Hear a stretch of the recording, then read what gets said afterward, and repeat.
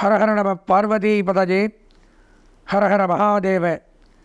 தென்னாருடைய சிவனே போற்றி, எந்நாட்டவர்க்கும் இறைவா போற்றி. தேவானாம் ச ரிஷீனாம் ச குரும் காஞ்சன சந்நிபம் புத்திபூதம் திரிலோகேஷம் தம் நமாமி ப்ரஹஸ்பதிம்.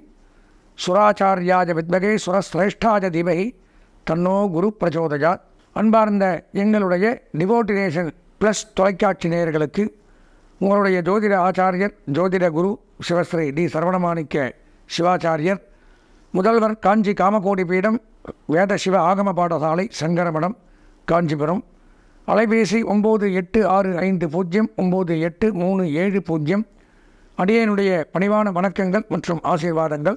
நாம் தற்சமயம் நமது டிவோட்டினேஷன் ப்ளஸ் தொலைக்காட்சியின் வாயிலாக காண இருக்கக்கூடிய இந்த பதிவு அப்படின்னு பார்த்தோம்னா, குரு பகவானுடைய வக்ரகதி பலாபலன்கள், வக்ர பயிற்சின்னு சொல்லலாம். அந்த வக்ரகதி பலாபலன்கள் இந்த மேஷம் முதல் மீனம் ராசி வரைக்கும் இருக்கக்கூடிய 12 ராசி நேயர்களுக்கும் என்ன நன்மைகள் தீமைகளை தரப்போகிறது அப்படிங்கிறது தான் இந்த பதிவில் நாம் விரிவாக காண்கிறோம். குரு வக்ர பயிற்சின்னு சொல்லுவாங்க, நல்லா தெரிஞ்சுக்கணும். பயிற்சி அப்படின்னா ஒரு இடத்தை விட்டு மற்றொரு ராசிக்கு போகிறது தான் பயிற்சி. ஒரு இடம் பெயர்றது. இப்போ இந்த வீட்டில் இருக்கோம்னா 100 வீட்டுக்கு போகிறது தான் பயிற்சி. ஆனால் குரு பகவானை பொறுத்த வரைக்கும் இடம் மாறலை, அதே விஷபராசியில் தான் இருக்கார். வக்கரம் அப்படின்னா திரும்பிக்கிறது. அவனுக்கு வக்கர புத்திடா அப்படிலாம் சொல்கிறோமா இல்லையா? அதாவது ஆப்போசிட், நேரான புத்தி இருக்கிறவன் நேர்மையாக இருப்பான். அவனுக்கு வக்கர புத்திங்கும்போது அவனுக்கு திரும்பின புத்தி, அதாவது தாறுமாறாக இருக்கிறது, திரும்பி இருக்கிறது. அப்போது அதே வீட்டிலேயே குரு பகவான் உங்களை பார்க்காமல் திரும்பி உட்காந்துக்கிறது பேர் வக்கரம்னு பேர். அது பயிற்சின்னு சொல்ல முடியாது. நிறையா சேனல்களில் நிறையா டிவியில் பார்த்தீங்கன்னா அதை பயிற்சின்னு சொல்லுவாங்க. நிறைய பேர் வக்ரம் அப்படின்னு சொல்லுவாங்க. வக்ரம்ங்கிறது வேறு, வக்ரம் தான் கரெக்டான வார்த்தை. இப்போ குரு வக்ரம் அப்படிங்கிறத பற்றி தான் நம்ம பார்க்குறோம். அதற்கு முன்னாடி நம்ம தெரிஞ்சுக்க வேண்டியது அப்படின்னு பார்த்தோம்னா, குரு பகவானை பற்றி தெரிஞ்சுக்கணும். நம்ம குருன்னா யார்? இப்போ நவகிரகங்கள் அப்படிங்கிறது எல்லாத்துக்குமே தெரியும். 9 கிரகங்கள். அவங்க இல்லாமல் இந்த உலகங்கள் இயங்காது. 12 ராசிகள், 9 கிரகங்கள். நமக்கெல்லாம் எப்படி சொந்த வீடு இருக்கோ அந்த மாதிரி கிரகங்களுக்கு வீடு அப்படின்னு சொல்லக்கூடியதான் இந்த 12 ராசிகளும். சிம்ம ராசி சூரிய பகவானுக்கு வீடு, கடகராசி சந்திர பகவானுக்கு வீடு, மேஷம் ரிச்சிகம் செவ்வாய் பகவானுக்கு வீடு, மிதுனம் கன்னி புத பகவானுக்கு வீடு, தனுசு மீனம் இது 2 குரு பகவானுக்கு வீடு, குருவோட வீட்டில் பிறந்தவர்கள். ரிஷபம் துலாம் சுக்கிர பகவானுடைய வீடு, மகரம் கும்பம் சனி பகவானுடைய வீடு. அப்போது 9 கிரகங்கள், 12 ராசிகள். 5 கிரகங்களுக்கு 2 வீடு, 2 10, சூரியன் 1 11, சந்திரன் 1 12. வீடுகள் முடிஞ்சது, ராசிகள் முடிஞ்சது. ராகு கேதுகளுக்கு அப்படின்னு சொந்த வீடு கிடையாது. அப்போதைக்கு பயிற்சியாக எங்கே இருக்காங்களோ அது சொந்த வீடு. இப்போ ராகு பகவானுக்கு மீனராசி சொந்த வீடு அடுத்த பயிற்சி வரைக்கும். கேது பகவானுக்கு கன்னி ராசி இப்போ சொந்த வீடு. சரியா? எதற்காக சொல்கிறேன் அப்படின்னா, நமக்கு வீடு இருக்குது அப்படிங்கிற காரணத்தினால நம்ம வாழ்நாள் முழுவதும் நம்ம எல்லாரும் வீட்டுக்குள்ளேயே யாரும் தங்கி இருக்கிறதில்ல. பல வேலைகளாக அங்கேயும் எங்கேயும் அலையிறோம், ஓடுறோம். அந்த மாதிரி இந்த கிரகங்களும் அவங்கவுங்க வீடு, இப்போ நான் சொன்னேன் அந்த 12 ராசிகள் அவங்கவுங்களுக்கு ஒரு வீடு சொன்னேன், அதிலேயே இருந்து நமக்கெல்லாம் அனுகிரகம் பண்ணுவாங்கன்னு நினைக்க வேண்டாம். அவங்களும் ஒரு ராசியை விட்டு மற்றொரு ராசிக்கு போயிட்டு வந்துட்டு தான் இருப்பாங்க. அதற்கு பெயர் பயிற்சின்னு பேர். எப்படி ஒரு ராசியை விட்டு மற்றொரு ராசிக்கு போகிறதுக்கு பெயர் தான் பயிற்சி. அதே ராசியிலே இருந்தால் வக்கரம் அல்லது நேராக இருக்கிறது. இது 2 தான். இப்போ பயிற்சி ஆகிறதுல பார்த்தோம்னா, அதிகப்படியாக ஒரு கிரகத்தில் தங்கி ஒரு ராசியில் தங்கி நல்லது கெட்டது அப்படின்னு பண்ணுறது 4 கிரகங்கள் மட்டும்தான். ஃபஸ்ட்டு சூரிய பகவான் 1 மாத காலம் ஒரு ராசியில் சஞ்சரிப்பார், அப்புறம் பயிற்சி ஆகிடுவார். சூரிய பயிற்சி. சந்திர பகவான் வெறும் 2.5 நாள் மட்டும்தான், 2.5 days, அப்புறம் பயிற்சி. 2.5 நாளைக்கு பயிற்சியாக இருந்த ஒருத்தர் தான். செவ்வாய் புதன் சுக்கிரன்னா 40 நாள் 45 நாள். அதிகப்படியாக ஒரு ராசியில் தங்கி நல்லதும் கெட்டதும் நமக்கெல்லாம் தரக்கூடிய கிரகங்கள். ஃபஸ்ட்டு சனி பகவான் 2.5 ஆண்டுகள், 2.5 வருஷம் ஒரு ராசியில் தங்கி நல்லது கெட்டது அப்படிங்கிறது பண்ணுறார். அதுக்கு அடுத்தது ராகு கேது 1.5 வருஷம் ஒரு ராசியில் தங்கி நல்லது கெட்டது பண்ணுறாங்க. அப்புறம் குரு பகவான் 1 வருடம் ஒரு ராசியில் தங்கி நல்லதும் கெட்டதும் செய்வார். இது பயிற்சி விவரங்கள். எதற்காக சொல்கிறேன்னா, இந்த 9 கிரகங்களுக்கும் ஒவ்வொரு வேலைகள் உண்டு. நமக்கெல்லாம் ஒரே வீட்டிலே 5-6 பேர் இருந்தாலும் எல்லாம் ஒரே வேலையை செய்கிறது இல்லை. அவர் இதில் இருக்கார், இவர் இன்கம் டேக்ஸில் இருக்கார், அவர் கஸ்டம்ஸ் இருக்கார், போலீஸாக இருக்கார், இவர் தாசில்தார், ஒவ்வொருத்தர் ஒவ்வொரு அலுவலில் இருக்கும். அந்த மாதிரி இந்த 9 கிரகங்கள் அப்படின்னு எடுத்துட்டால், சூரிய பகவானுக்கு என்ன வேலைன்னா ஆத்மகாரகன் பித்திருக்காரகன்னு பேர். நம்மளுடைய ஆத்மா ஹிருதய சம்பந்தமான நோய்கள், அரசியல், அரசாங்கம், அரசு வேலை, தகப்பனார் வழி சொத்து, தகப்பனார் உடல் நலம், இதெல்லாம் பார்த்துக்கிறது சூரியனோட வேலை. சந்திர பகவானுக்கு என்ன வேலைன்னு பார்த்தோம்னா மனோகாரகன் மாத்ருகாரகன். தாயாரை பற்றி நான் சொன்னேன், தாயார் உடல் நலம், தாயார் வழி சொத்துக்கள், தாயார் வகையான உறவுகள், மனசு, நம்மளுடைய மனோரீதியான எண்ணங்கள், செயல்கள், புத்திகள், ஒரு சைக்கார்டிக் ப்ராப்ளம் வர்றது, மனோ பயம் வர்றது, பதட்டம் வர்றது, தெளிவில்லாமல் தெரிகிறது, சந்தோஷமாக இருக்கிறது, இதுக்கெல்லாம் சந்திரன் தான் காரணம். அவருடைய வேலை அது. செவ்வாய் பகவான் பூமிகாரகன், சகோதரகாரகன், மருத்துவகாரகன், இப்படி சொல்லலாம். பூமி, நிலம், வீடு, விவசாயம், அக்ரிகல்ச்சர், நிலத்தடி நீர், நெடுஞ்சாலை, கட்டுமானங்கள், காவல்துறை, உணவு, மருத்துவம், சகோதர வர்க்கம், இதெல்லாம் அவர் பார்த்துப்பார். உடன் பிறந்தவர்கள் இதெல்லாம். 4வது பார்த்தோம்னா புத பகவான். புதனுக்கு என்ன வேலைன்னா வித்தைக்காரகன். படிப்பு, உத்தியோகம், தொழில், வேலை வாய்ப்பு, இது புதனால தான். அதனால தான் பொன் கிடைத்தாலும் கிடைத்தும் புதன் கிடைக்காதும்பாங்க. பேர்பட்ட நவகிரகங்களில் மிகவும் முக்கியமான தெய்வத்தில் ஒருத்தர் புதன். அப்புறம் பார்த்தோம்னா குரு பகவான். குரு பகவானுக்கு மட்டும் இந்த கிரகங்களுக்கெல்லாம் இல்லாத சிறப்பு ஒன்று உண்டு. ஏன்னா குரு பார்க்க கோடி நன்மை அப்படிம்பாங்க. குரு பகவான் மட்டும் பார்த்தாலே போருமா, இங்கே இருக்கணுங்கிறதே இல்லை. மற்றவங்க இந்த இடத்துல இருந்தால் தான் சிறப்பு. குரு பார்க்க கோடி நன்மை. அப்போ திருமண பலன், திருமணமாகிறது, வம்ச விருத்தி ஏற்படுது, பொன் பொருள், ஆடை, ஆபரணங்கள், வஸ்திரங்கள், நகைகள், இல்வாழ்க்கைக்கு தேவையான அனைத்தையும் தரக்கூடியவர் குரு பகவான். அதனால தான் ஒரு திருமணம் பண்ணுறோம்னா குரு பலன் வந்துருச்சான்னு பார்ப்பாங்க. அந்த குரு பலன் அப்படிங்கிறது குரு எந்தெந்த இடத்த பார்ப்பார்? அவர் உட்கார்ந்த இடத்துல வந்து 2ஆம் இடம், 5ஆம் இடம், 7ஆம் இடம், 9ஆம் இடம், 11ஆம் இடம், இங்கெல்லாம் குரு பார்வை. ஸோ இந்த இடத்துல குரு பகவான் இருந்தார் அப்படின்னா நமக்கு பார்வைப்பட்டதுனாலும் அந்த குரு பலன் கிடைக்கும். குருவனுடைய அனுகிரகத்தால் நான் சொன்ன திருமணம், குழந்தை பாக்கியம், சொத்து பத்துக்கள், உத்தியோகங்கள், ஆடை ஆபரணங்கள், வஸ்திரங்கள், நகைகள், பொருளாதாரங்கள், இவையெல்லாம் குரு பகவானால் ஏற்படுறது. அடுத்தது சுக்கிர பகவான். சுக்கிர பகவான் அப்படிங்கிறதுனால் கலத்திரக்காரர்கள். திருமண வாழ்க்கை, கணவன் மனைவி உறவு, சந்தோஷங்கள், தாம்பத்தியம், பொருளாதாரங்கள், வங்கி, நிதி நிறுவனம், ஃபினான்ஸ், இதெல்லாம் சுக்கிரனுடைய வேலை. ஆபரணங்கள் இதெல்லாம். அப்புறம் சனி பகவான். சனி பகவானுக்கு என்ன வேலைன்னா ஒரே வேலை தான், ஆயுளை எடுக்கிறது. ஆயுள்காரகன். அதனால தான் சனிக்கெல்லாம் பயந்துக்கிறது. 2.5 வருஷம் இருக்கிறதே அதிகம். அவர் தான் 7.5 சனி, அஷ்டமச்சனி, அர்த்தாஷ்டமச்சனி, இப்படி விரயச்சனி, கண்டகச்சனி, காரகச்சனி, மாரகச்சனி, ஜென்மச்சனி, வாக்குச்சனி, வாகனச்சனி, பாதச்சனி, நிறைய இருக்குது. அப்போது சனி இந்தந்த இடத்துல இருக்கும் பொழுது இந்த மாதிரி பிரச்சனைகளை கொடுக்குறார். சனி ஆயுளை கொடுக்கக்கூடியவர். ஆயுளுக்கு காரணம் அவர் தான், உடல் நலத்திற்கு. அப்போ அவர் வந்து அதனுடைய வேலையை பார்க்குறார். ராகு யோகக்காரகன். யோகத்தை, திடீர் யோகத்தை கொடுப்பவன் ராகு. கேது மோட்சக்காரகன். இறை வழிபாடு, ஆன்மீகம், தியானம், தவம், யோகம், ஜபம், இந்த மாதிரி மோட்சத்தை கொடுக்குறது கேது. எதுக்காக சொல்கிறேன்னா ஒவ்வொரு கிரகங்களுக்கும் ஒவ்வொரு வேலைகள் உண்டு. அதில் மிகவும் முக்கியமான தெய்வம் அப்படிங்கிறது, எளிமையான தெய்வம் குரு பகவான். குரு அப்படிங்கிற வார்த்தைக்கு என்ன பொருள் அப்படின்னு பார்த்தீங்கன்னா இருளை போக்குபவன் அர்த்தம். நமக்கு இருக்கக்கூடிய அறியாமை அப்படிங்கிற இருளை போக்குவன் தான் குரு. அதனால தான் வாத்தியார, டீச்சர் எல்லாம் குருன்னு சொல்கிறோம். நமக்கு தெரியாத சொல்லிக் கொடுத்து நமக்கு அறியாமை அப்படிங்கிற இருளை போக்கி ஞானத்தை உபதேசிக்கிறார். அதுதான் குரு. இப்போ நவகிரகங்களில் இருக்கக்கூடிய குருவுக்கு என்ன வேலைன்னா நான் சொன்ன மாதிரி அனைத்து விதமான காரியங்களுக்கும் அவர் பார்வை இருந்தால் தான் அது படும், அந்த காரியம் நடக்கும். குரு பார்வை இருக்கா பாருங்கள், அப்போ அந்த சூப்பராக நடக்கும் அப்படின்னு சொல்லுவாங்க. எதுக்காக இருந்தாலுமே குரு அஷ்டமனமோ, குரு மூடமோ, குரு மறைவோ ஏற்பட்டிருந்தால் எந்த ஒரு நல்ல காரியமே நம்ம பண்ணுறதில்ல. குறிப்பாக ஒரு கும்பாபிஷேகம் பண்ணுறோம் அப்படின்னு வச்சுக்கோங்க, ஒரு கிரகப்பிரவேசம் பண்ணுறோம், வீட்டில் திருமணம் வைக்கிறோம் அப்படின்னா அன்றைய தினத்தினுடைய கட்டத்தை பார்ப்பாங்க. நம்ம ஜாதகம் அப்படிங்கிறதுலாம் 2வது.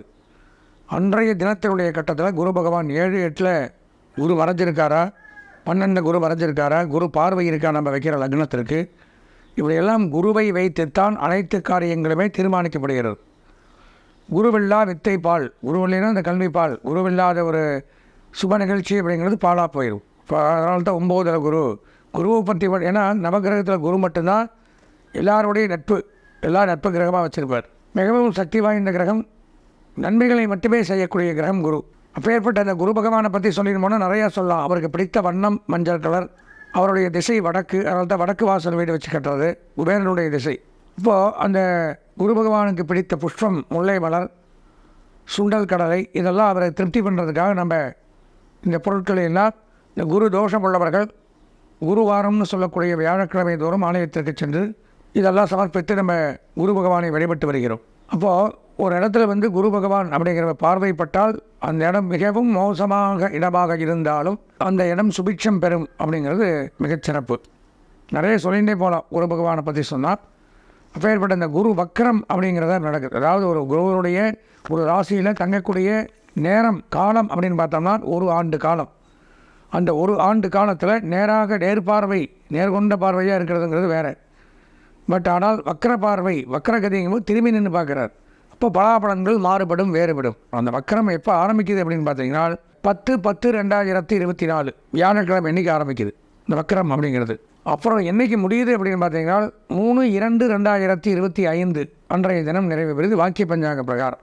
இந்த 3 மாத காலங்களில் 116 தினங்களில் இந்த 12 ராசிகளுக்கும் என்னென்ன நன்மை அப்படிங்கிறத பார்க்குறோம். அன்பார்ந்த எங்களுடைய விசாகம், அனுஷம், கேட்டை ஆகிய நட்சத்திரத்தில் பிறந்த விருச்சிக ராசி நேயர்களுக்கு வக்கர பலாபலன்கள் அப்படிங்கிறத பார்க்குறோம். அதாவது குரு பகவான் வக்கரமாகிறார். ஏன் எல்லா ராசியும் வக்கரமாகுது, அதுக்கெல்லாம் இவ்வளோ முக்கியத்துவம் கொடுக்குறதில்ல, நீங்கள் குரு வக்கரம்னு எல்லா சேனல்லையும் போடுறீங்கன்னு கேட்கலாம் ஃபஸ்ட்டு கேள்வி எல்லாருமே. ஏன்னால் குரு வக்கரம் அப்படிங்கிறது அபரிமிதமான யோகத்தை தரக்கூடியது. மற்ற கிரகங்கள் வக்கரமான கஷ்டத்தை கொடுக்கும். குரு எங்கே வக்கரமாகிறான்னு பார்த்தீங்கன்னா அவருடைய எதிரி பகையாளி வீட்டில் ரிஷபத்தில் சுக்கிரனுடைய வீட்டில் வக்கரம். அப்போ மிகச் சிறப்பானதொரு யோகத்தை வாரி வழங்க காத்திருக்கார். அந்த காலகட்டத்தில் பார்த்தீங்கன்னா எல்லாமே ரொம்ப கீழ் மட்டத்தில் இருந்தவங்களாம் ரொம்ப ரொம்ப பெரிய ஆளாகலாம். வக்கர பலன் பயிற்சிங்கிறது அபரிமிதமான யோகம். எனக்கு லாட்ரி சீட் அடிச்சிருக்கேன், எனக்கு யோகம் இருக்கா, அதிர்ஷ்டம் இருக்கா என் ஜாதகத்துல எல்லாம் கேட்குறீங்களே, அந்த மாதிரி யோகத்தை எப்படி யோகம் வரும், இதுதான் யோகம்.